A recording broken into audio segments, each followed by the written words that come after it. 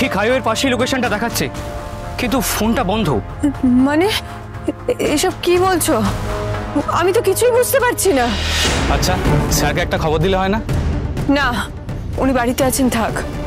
বাবার এই কাজের জন্য আমি বাবাকে ঠিক করে কোনোদিনও কাছে পাইনি। বাবা যেদিন ছুটি থাকতো সেদিনও বাবা বেরিয়ে যেত। আমার তখন মনে হতো এটা অন্যায়, এটা ঠিক না। তাই এই অন্যায় আমি অন্য কারোর সাথে করবো না। আমরাই বাবাকে খুঁজে বের করব। আমি জানি আমার বাবাকে আমি ঠিক খুঁজে পাবো। চলো, আমিও যাবো তোমাদের সাথে।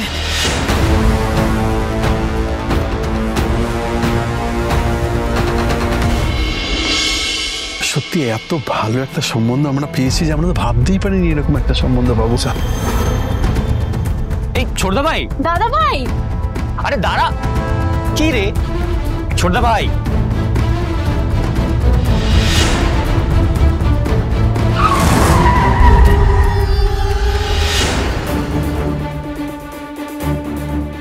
এখানে, এই জায়গায়?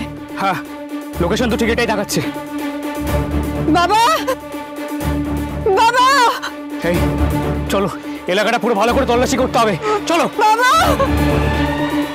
বাবা!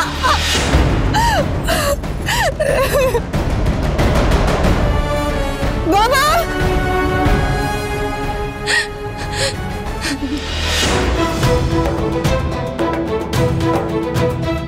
পরমা, হে কি সেই আদিত্য?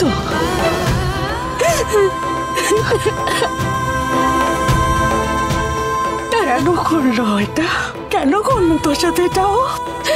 মামা বুঝতেছি ওর কোনো দোষ নেই মামা, আদিত্যর কোনো দোষ নেই। আমি এই বিয়ে না করে দিচ্ছি। এমন বিয়ে তোকে করতে হবে না। বাবা, আমি এই বিয়ে না করলে আদিত্য নিজের দাদাকে কষ্ট দিয়ে কোনোদিনও আমাকে বিয়ে করবে না বাবা, কোনোদিনও আমাকে বিয়ে করবে না। না বাবা,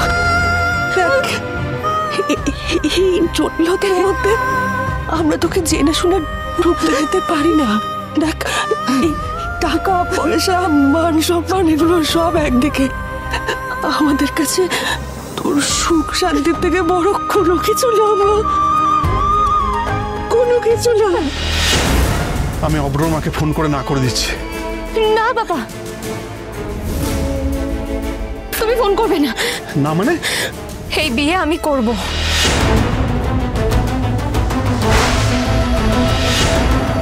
তুই এই বিয়ে করবি?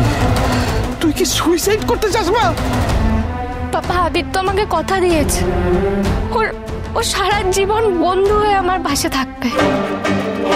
মানছি, মানছি ও খুব ভালো ছেলে, কিন্তু মারে এরকম কথা রাখাটা সহজ হয় না রে। মামা, আদিত্যর কাছে কমিটমেন্টটাই আগে। কমিটমেন্ট? কিসের কমিটমেন্ট? তোর পথেও কি কমিটমেন্ট করেছে? দেখো, সিচুয়েশনও তো আগের মতো নেই পাপা। আমি তোমাদেরকে বলছি, যেটা হচ্ছে আমি সেটার সাথে মানিয়ে নেব। মানিয়ে নিবি?